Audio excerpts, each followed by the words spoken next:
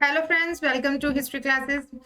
My name is Manpreet Kaur और friends, ये मेरा नेट एग्जाम से रिलेटेड हिस्ट्री का यूट्यूब का जो चैनल है, तो इस पे आज हम कुछ न्यू टॉपिक करेंगे। तो फ्रेंड्स, ये एमसीक्यू सीरीज है विद डिटेलिंग के साथ। जो एमसीक्यू सीरीज लेकर आई हूँ, इसमें मैंने आपको साथ साथ डिटेल भी उनकी दी है, वो भी प्रोवाइड करवाई गई है कि जितने हम जो भी एमसीक्यूज करेंगे वो खुलकर करेंगे, उसको हम पूरी डिटेल के साथ जानेंगे। तो ऐसा कुछ न्यू लेकर आई हूँ जिनसे आपकी जो स्टडी है, जो आपकी प्रिपरेशन है, वो और ज़्यादा इन्हांस हो जाएगी और ज़्यादा आपकी अच्छे वे में वो स्टडी होगी। तो आपको होप आपको ये अच्छे लगेंगे। अगर अच्छे लगे तो प्लीज़ लाइक और कमेंट कर ज़रूर बताइएगा। हर वीडियो को फ्रेंड के साथ शेयर करना मत भूलिएगा।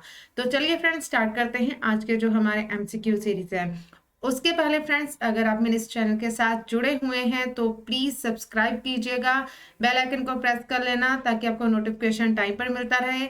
और जो लोग जुड़े हुए हैं उनका धन्यवाद, और अपने फ्रेंड्स को भी बताइएगा इस चैनल के बारे में। और अगर आप डिटेल वाइज प्रिपरेशन करना चाहते हो तो नीचे लिंक मिल जाएगा, अनअकैडमी का है, वहाँ पर मेरे फ्री वाले कोर्सेज है, वहाँ पर जाकर आप देख सकते हो। बहुत ही डिटेल वाइज कंसेप्ट वहाँ पर भी आपको मिल जाएंगे। तो जो हम टॉपिक करेंगे एमसीक्यू सीरीज के, जो मैंने स्टार्टिंग से है, एशियन हिस्ट्री के स्टार्टिंग से प्रागैतिहासिक काल से हमने स्टार्ट करना है। जो उनकी संस्कृति है प्रागैतिहासिक काल की, उनको हम जानेंगे। तो चलिए स्टार्ट करते हैं। जैसे कि ये रहा पहला, तो इसमें पहले बताया गया है कि प्राचीन भारत में हुई जो वैज्ञानिक प्रगति के संदर्भ में निम्नलिखित कौन सा जो कथन सही बताया गया है, कि कौन कौन से जो कथन है वो हमने बताने हैं कि कौन सा जो कथन है वो सही है। तो जैसे कि पहला जो दिया गया है, जिसमें कि ये बताया गया है कि पहली शताब्दी में, जो पहली शताब्दी ईसा में विभिन्न प्रकार के जो विशिष्ट शल्य औजारों का उपयोग आम था। फिर तीसरी शताब्दी ईसा के आरंभ में मानव शरीर के आंतरिक अंगों का प्रत्यारोपण शुरू हो चुका था। और पांचवी शताब्दी ईसा के कौन में जय का जो सिद्धांत वो ज्ञात हुआ। और सातवीं शताब्दी ईसा में चक्रीय चतुर्भुज का जो सिद्धांत वो ज्ञात हुआ। तो जैसे कि इसके ऑप्शन साथ साथ दिए गए हैं। ऑप्शन ए में एक और दो है, बी में थर्ड और फोर्थ दिया गया है, सी में एक वन थर्ड और फोर्थ, और डी में जो चारों ही। तो जो बताया गया है कि वैज्ञानिक पद्धति जो है वो प्राचीन भारत के संदर्भ में जो सही दिया गया है वो कौन सा है। तो ऑप्शन जो हमारा कौन सा दिया गया है, सी। तो ऑप्शन जो सी है, ये वाला सी ऑप्शन, तो ये जो है हमारा सही होता है। ये ऑप्शन सी हमारा सही बताया गया है कि फर्स्ट, थर्ड और फोर्थ, सेकंड नहीं। तो ये तीनों ही सही है, फर्स्ट, थर्ड और फोर्थ। थोड़ा सा इसकी व्याख्या को जान लेते हैं। जैसे कि व्याख्या बताई गई है कि प्राचीन काल में भारत में विज्ञान के क्षेत्र में महत्वपूर्ण प्रगति हुई थी। क्या पता चला था कि प्रथम शताब्दी ईसा में शल्य क्रिया के काम आने वाले विभिन्न प्रकार के जो औजार हैं उनका प्रयोग, और इस काल में ही उनके बाद तीसरी शताब्दी ईसा तक अंत प्रत्यारोपण संभव नहीं हो सका।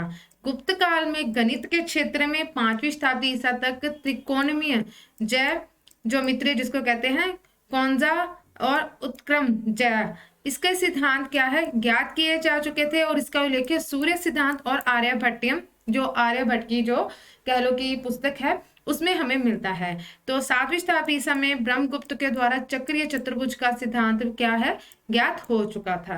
तो ये साथ में इसकी व्याख्या भी आपको मिल जाएगी हर क्वेश्चंस की। ऐसे ही हम डिटेलिंग करेंगे। तो होप आपको लेसन्स अच्छे लगेंगे। तो नेक्स्ट जैसे कि दिया गया है, नेक्स्ट बताया गया है कि ताम्रपाषाण काल में महाराष्ट्र के लोग जो थे मृतकों के शरीर को फर्श के नीचे किस तरफ दफनाते थे।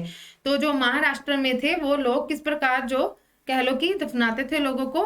तो जैसे कि ऑप्शन दिए गए हैं, उत्तर से दक्षिण की ओर बताया गया है, दक्षिण के उत्तर की ओर, पूर्व से पश्चिम की ओर, जब पश्चिम से पूर्व की ओर बताया गया है। तो इसका जो राइट आंसर बताया गया है वो कौन सा है, तो जैसे कि वो है ऑप्शन हमारा ए, उत्तर से दक्षिण की ओर उनको दफनाने की जो प्रक्रिया वो थी। तो जैसे कि साथ ही बताया गया है कि भारत में सिंध क्षेत्र के बाद अनेक विकसित ग्रामीण संस्कृतियों के दर्शन होते हैं, कि अलग अलग प्रकार की संस्कृतियां जो थी वो आई थी। जैसे कि सोहन संस्कृति है, फिर कायथा संस्कृति। तो ये अलग अलग संस्कृतियां थी जो आई थी ग्रामीण। इसमें क्या था कि इन्होंने ताम्र प्रशानिक इनको कहा गया है। संस्कृतियों के जो लोग थे वो पत्थर के साथ साथ तांबे की वस्तुएं जो थी उसका प्रयोग भी करते थे। तो ताम्र प्रशानिक काल में तांबे की जो वस्तुएं थी उसका ज्यादा प्रयोग था, इसलिए उसको ताम्र प्रशानिक संस्कृति भी कहते हैं।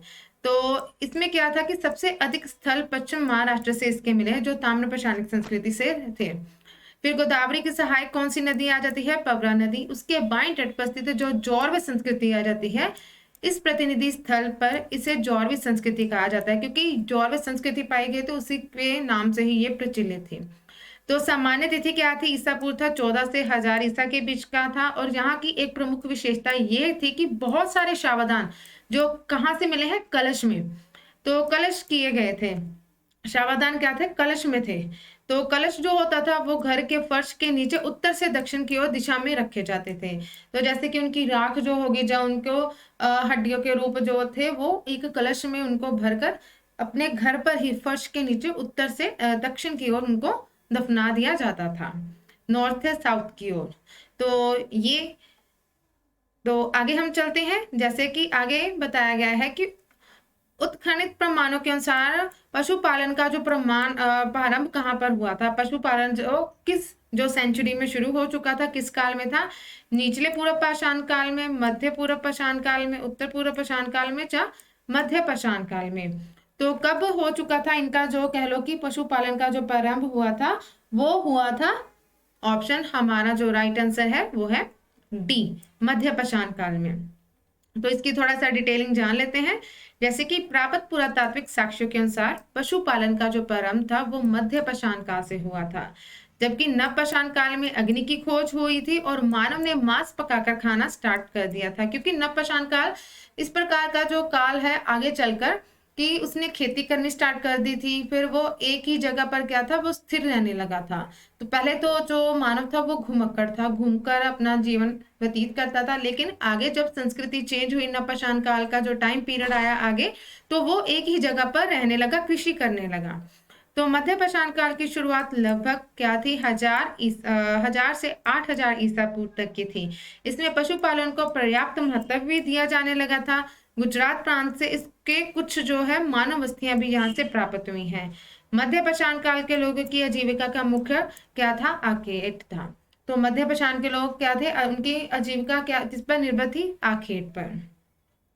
उसके बाद आ जाता है खाद्यान्नों की जो कृषि सर्वप्रथम प्रारंभ कब हुई थी? जो खाद्य पदार्थ थे उनकी कृषि कब जो शुरू हुई थी वो था नवपाषाण काल आ जाता है, पूर्वपाषाण काल है, मध्य पाषाण काल है, चाहे प्रोटोऐतिहासिक काल है। तो जो खाद्य पदार्थ थे उनकी जो कृषि हुई थी प्रारंभ कब स्टार्ट हुई थी? तो वो नवपाषाण काल में। तो यहाँ से नवपाषाण काल से ही वो स्टार्ट हुई थी। तो ये है हमारा राइट आंसर। तो इसके बारे में भी थोड़ा सा हम डिटेल वाइज जान लेते हैं। तो जैसे कि बताया गया है कि वैश्विक संदर्भ में नवपाषाण युग जो था वो 9000 ईसा से आरंभ होता है, लेकिन नवपाषाण कालीन जो सभ्यता का प्रारंभ कब हुआ था? 4000 के लगभग हुआ था। तो बलूचिस्तान का जो मेहरगढ़ था, जहाँ से एक ऐसी प्राचीन जो संस्कृति है बस्ती मिली है जिसमें कि 7000 ईसा तक का जो उसका टाइम पीरियड बताया गया है। इसमें अर्थव्यवस्था का आधारभूत तत्व क्या थे? खाद्य उत्पादन और पशुओं को पालतू बनाने की जानकारी मिलती है, जिसका तकनीकी आधार पाषाण उपकरण थे। इस जो काल में प्रथम और प्रमुख उपलब्धि क्या थी? खाद्य उत्पादन की कृषि कार्य, कृषि का आविष्कार हुआ था। तो उन्होंने कृषि करना स्टार्ट किया था, जो फसलें थी वो उन्होंने उगानी शुरू कर दी थी। तो ये उनका कुछ उस टाइम पर जो पशुपालन के साथ साथ आगे कृषि शुरू हो चुकी थी। पशुओं के उपयोग की जो जानकारी है वो स्थिर ग्रामीण जीवन का विकास है, कि ग्रामीण जीवन का आगे विकास हुआ था। कृषि के आविष्कार के साथ साथ बर्तनों की आवश्यकता भी महसूस है, क्योंकि वो घुमक्कड़ वो स्थिर जीवन जीने लगे थे, साथ साथ कृषि करने लगे थे। और उसके साथ क्या था कि उन्होंने बर्तनों का जो आविष्कार था वो हुआ, बर्तन जो थे वो अमृत भांड जो है वो प्राप्त होने लगे, जिसके कारण कुंभकारी सर्वप्रथम इसी का ही जो नतीजा थी कि कुंभकारी जो कुम्हार थे वो बर्तन जो है वो जो एक पहिया होता है उस पर बनाने लगे थे, उसका आविष्कार वो हुआ था। तो ये खाद्य जो उत्पादन था वो नवपाषाण काल से उसके साक्ष्य प्राप्त होते हैं। उसके बाद आ जाता है कि मध्य पाषाणिक संदर्भ में वन्य धान का जो प्रमाण कहाँ से मिलता है, वन्य धान का चौपनी मांडो से, लेखरिया से, सराय नहर राय से, लंगनाथ से। तो जो मध्य पाषाणिक संदर्भ में वन्य धान का जो हमें साक्ष्य मिलता है वो कहाँ से मिलता है, चौपनी मांडो से। तो ये हमारा होता है राइट आंसर। तो इसका थोड़ा सा जान लेते हैं कि मध्य पाषाणिक संदर्भ में वन्य धान का जो प्रमाण चौपनी मांडो से मिलता है। ये पूरा स्थल इलाहाबाद जिले की मेजा तहसील बूढ़ी बेलन घाटी के बाईं तट पर स्थित है। और इस पूरा स्थल को खोजने का जो श्रेय है वो किसको जाता है, बीडी मिश्रा को जाता है 1967। तो इन्होंने तब इसकी खोज की थी चौपनी मांडो की, बीडी मिश्रा ने 1967 में। उसके बाद आ जाता है फलक संस्कृति कहा गया है किसे, फलक संस्कृति के नाम से जाना जाता है। पूरा पाषाणिक कालीन संस्कृति है, जहाँ मध्य पूरा पाषाण कालीन है, जहाँ उच्च पूरा पाषाण कालीन, जहाँ हड़प्पा संस्कृति। तो फलक संस्कृति के नाम से जिसको जाना गया है वो है मध्य पूरा पाषाण कालीन संस्कृति को फलक संस्कृति के नाम से जाना जाता है। तो इसके बारे में भी जान लेते हैं, जैसे कि भारत में विभिन्न भागों में जो फलक प्रधान पूर्व पाषाण काल के उपकरण मिलते हैं, इस काल में मध्य में इसको रखा गया। तो इसलिए फलकों की अधिकता के कारण इसे मध्य पूरा पाषाण काल को फलक संस्कृति के नाम से भी जाना जाता है। तो उपकरणों का जो निर्माण था वो अच्छे प्रकार के क्वार्टराइज जो पत्थर होते थे उनसे होता था, जिसमें कि कुछ उनकी जो अलग किस्में भी आ जाती हैं, जिसमें कि चर्च, जैस्पर, फ्लिंट और मूल्यवान जो पत्थर आ जाते हैं उनको लगाया गया था। तो इस प्रकार क्या था कि इनकी जो फलक संस्कृति के नाम से जो जाना जाता था उसमें जो जो महत्वपूर्ण चीजें थी वो क्या थी, क्वार्टराइज पत्थर। तो ये जहाँ पर प्रयोग होते थे उसके साथ साथ चर्च, जैस्पर और फ्लिंट जैसे मूल्यवान पत्थर भी मिलते हैं। आगे हम जानेंगे सराय नहर राय और मेहदा संबंध किससे संबंधित है। जो सराय नहर राय और मेहदा ये है विंध्य क्षेत्र की नवपाषाण संस्कृति से, विंध्य क्षेत्र की मध्य पाषाण संस्कृति से, गंगा घाटी के मध्य पाषाण संस्कृति से, या गंगा घाटी की नवपाषाण संस्कृति से। तो ये किससे, जो सराय नहर राय और मेहदा तो किससे संबंधित है, ये कहाँ से माने गए हैं, तो ऑप्शन है सी, गंगा घाटी की मध्य पाषाण संस्कृति। ये हमारा होता है राइट आंसर। तो थोड़ा सा जान लेते हैं इसके बारे में भी। तो ये जो दोनों थे क्षेत्र, ये घाटी गंगा घाटी की मध्य पाषाण संस्कृति से है। तो ये मध्य पाषाण संस्कृति का हिस्सा है और ये प्रतापगढ़ जिले में स्थित है। और खोज जो की गई थी वो केसी ओझा के द्वारा थी, जहां से क्या मिले हैं, 11 मानव समाधियां और 8 गर्त चूल्हे। एक समाधि भी ऐसी है जहां पर एक साथ 4-4 मानव को लिटाया गया था। मेहदा नामक मध्य पाषाणिक स्थल भी प्रतापगढ़ जिले में ही स्थित है और इसकी खोज जो थी वो इलाहाबाद विश्वविद्यालय के पुरातात्विक विभाग तथा पट्टी तहसील के जो तत्कालीन परगनाधिकारी जो थे लाल बिहारी पांडे उनके संयोजन से हुई थी, जहां से मानव समाधि प्राप्त हुई है। और जहां से मानव समाधि के साथ साथ क्या थे, पशुओं की अर्धजली हड्डियां, फिर श्रृंग आदि भी यहाँ से प्राप्त हुए हैं। तो वध स्थल भी इसको कहा गया है, किसको, मेहदा को। तो मेहदा से क्या है कि पशुओं की अर्धजली हड्डियां, श्रृंग और वध स्थल के जो साक्ष्य जहाँ से प्राप्त होते हैं। तो सराय नहर राय और मेहदा ये किससे संबंधित है, गंगा घाटी के मध्य पाषाण संस्कृति से। आगे चलकर जानते हैं कि प्राचीन कलाकृतियों का जो प्रमाण संबंधित है कहाँ से, निम्न पूरा पाषाण काल से, मध्य पूरा पाषाण काल से, उच्च पूरा या मध्य पाषाण काल से।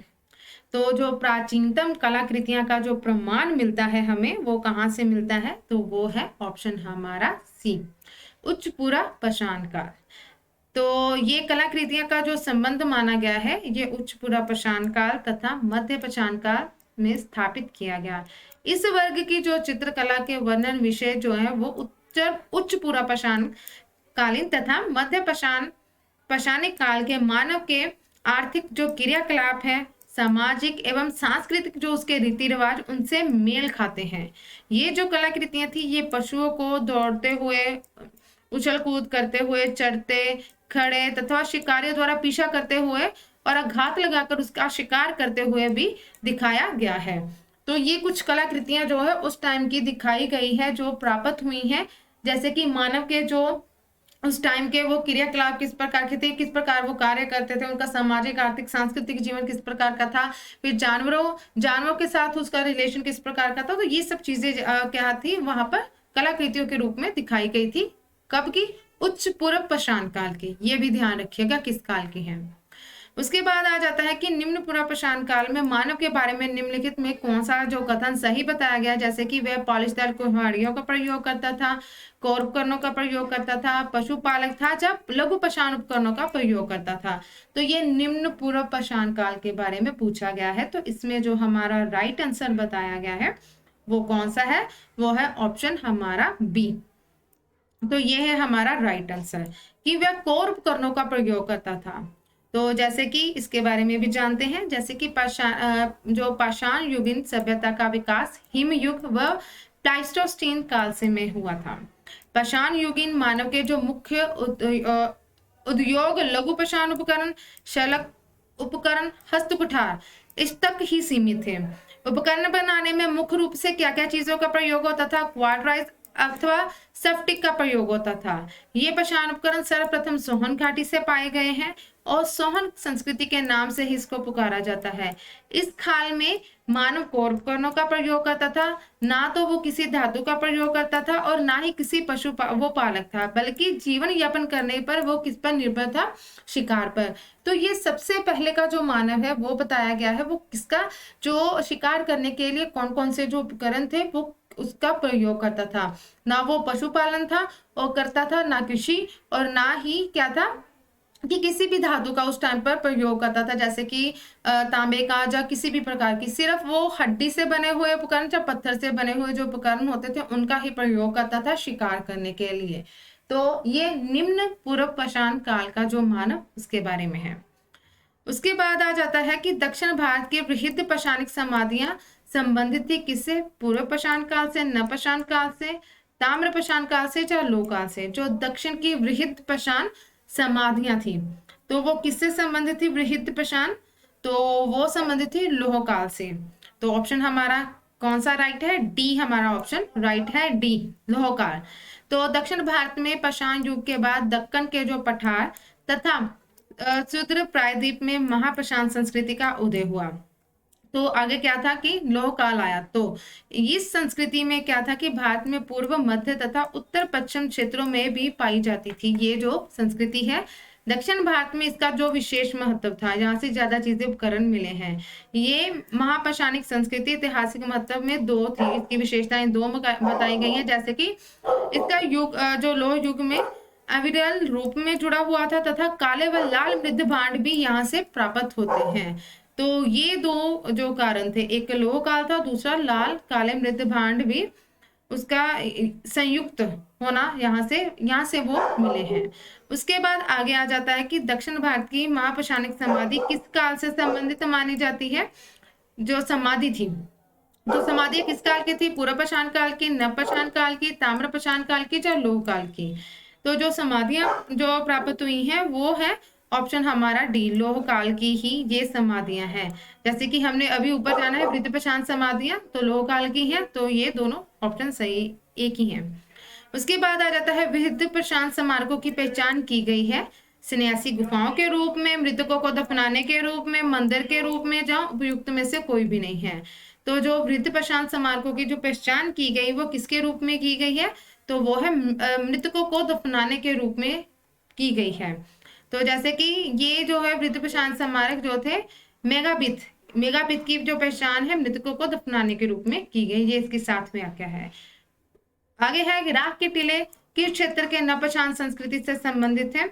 तो पूर्व भारत के हैं, दक्षिण भारत के, उत्तर विदर्भ क्षेत्र के या कश्मीर के। तो ऑप्शन हमारा बी है, ये दक्षिण भारत के हैं। जो नवपाषाण संस्कृति के जो राख के टीले प्राप्त हुए हैं ये कहाँ से प्राप्त हुए हैं? बी हमारा राइट आंसर है, दक्षिण से। तो ये बहुत इंपॉर्टेंट है, यहाँ से कई बार क्वेश्चन पूछा भी गया है। जैसे कि दक्षिण भारत में स्थित ग्रामीण जीवन की आधार रेखा नवपाषाण कालीन संस्कृति से प्राप्त होती है। खेती की फसलों में बाजरा और चना मिला है, जहां से दक्षिण में मवेशियों व भेड़ बकरियों के विस्तृत अवशेष व तथा अन्य पशु की अस्थियां भी मिली हैं, जिनसे अर्थव्यवस्था में पालतू पशुओं के महत्व का जो संकेत वो भी मिलता है। संस्कृति के जो लोग थे यहाँ की, वो मवेशियों को प्रत्येक वर्ष किसी कला विधि में अपने घरों में बाहर बांध देते थे। तो जैसे कि एक बाड़ा बनाया जाता था पशुओं को घर के बाहर ही, तो वहां पर बांधते थे। इलाके में मवेशी रखे जाते थे और उनसे लकड़ी के डंडों की बाड़ भी लगा दी जाती थी उनके आसपास, कि उनको बाहर से किसी और से खतरा ना हो, तो उन बचाने के लिए एक बाड़ होती थी। बाड़ के भीतर जो गोबर एकत्र होता था, प्रतिवर्ष बाड़ के डंडों के साथ ही उसको जला दिया जाता था और जलाने का जो कार्य था वो पोंगल समारोह के आसपास किया जाता था और मकर संक्रांति को ये पड़ता था। प्रतिवर्ष इस प्रक्रिया की लगातार पुनरावृत्ति का परिमाण जहां से मिलता है, और जिस जगह पर होली भी जलाई जाती थी वहां पर भी एक राख का टीला बन गया था। तो दक्षिण भारतीय पुरातात्विक ने इन टीलों को भस्म टीला भी कहा गया है। तो ये जो साक्ष्य है वो जो मिले हैं, उनसे ये जो प्रमाण लगाए गए हैं कि वो राख के टीले थे वो किस प्रकार बने हुए थे, वो किस प्रकार जो राख के टीलों के जो अवशेष है वो प्राप्त हुए हैं। तो ये राख के टीले हैं, उसके बारे में हमने जाना है कि वो किस प्रकार वहां पर बने थे, किसको जलाकर, जहाँ कौन कौन सी चीजें थी जिसको जलाकर वो बनाए गए थे। उसके बाद आ जाता है कि राख के टीलों में निम्नलिखित किस नौपौराणिक स्थल से संबंधित है। तो वो जैसे कि बुद्धिहल है, तो पहले हमने जाना कि वो दक्षिण भारत है। दक्षिण भारत के कहाँ से मिले हैं? बुद्धिहल से, कोल्डिवा से, संगनकल्लू से, ब्रह्मगिरी से। तो ये जो राख के टीले मिले हैं वो हमें मिले हैं संगनकल्लू से। तो ये वहां से जो मिले हैं, तो इसके बारे में थोड़ा सा जान लेते हैं। तो जैसे कि कर्नाटक के मैसूर के पास जो वेलेरी जनपद में स्थित संगनकल्लू से नौपाषाण कालीन पुरास्थल में राख के टीले जो वो मिले हैं। विद्वानों का अनुमान है कि जहां जानवरों का गोबर इकट्ठा करके उसको आग लगा दी जाती थी, जहां से ये टीला बना, जैसे कि हमने अभी जाना है। तो बुद्धिहाल से भी एक पुरातात्विक स्थल है जहां से भी राख के जो ढेर पाए गए हैं, जो मध्य पाषाणिक कालीन, जबकि ब्रह्मगिरी और कोल्डिवा से भी मानव कब्र और धान की जो खेती का वो प्रमाण है वो हमें मिला है। तो फ्रेंड्स, यही थे आज के कुछ टॉपिक जिसमें हमने जो 14 जो क्वेश्चंस है उसके बारे में जाना है, और साथ साथ उनकी जो एक्सप्लेनेशन है वो भी हमने पढ़ी है। तो होपफुली ये लेसन्स आपको अच्छे लगेंगे। तो नेक्स्ट जो है वो टॉपिक हम और जानेंगे और डिटेल वाइज करेंगे, थोड़ा सा और टाइम लेकर। तो आज के लिए तो इतना ही। होपफुली आपकी जो प्रिपरेशन है अच्छी होगी। तो प्लीज कमेंट करके जरूर बताइए कि लेसन्स आपको ये कैसे लग रहे हैं। तो ऐसे ही हम मिडीवियल और मॉडर्न से भी जो टॉपिक है वो लेकर आएंगे। ऐसे ही डिटेल वाइज हर जो MCQ सीरीज है उसको ऐसे ही क्लियर करेंगे। तो ऐसे ही प्रिपरेशन करते रहिए। अगर आपको वीडियोस अच्छे लगे तो जो लिंक दिया गया है वहां पर भी जाकर आप देख सकते हो, जहाँ से आपकी डिटेल वाइज और ज़्यादा प्रिपरेशन हो जाएगी। तो वीडियो देखने के लिए आप सभी का थैंक यू।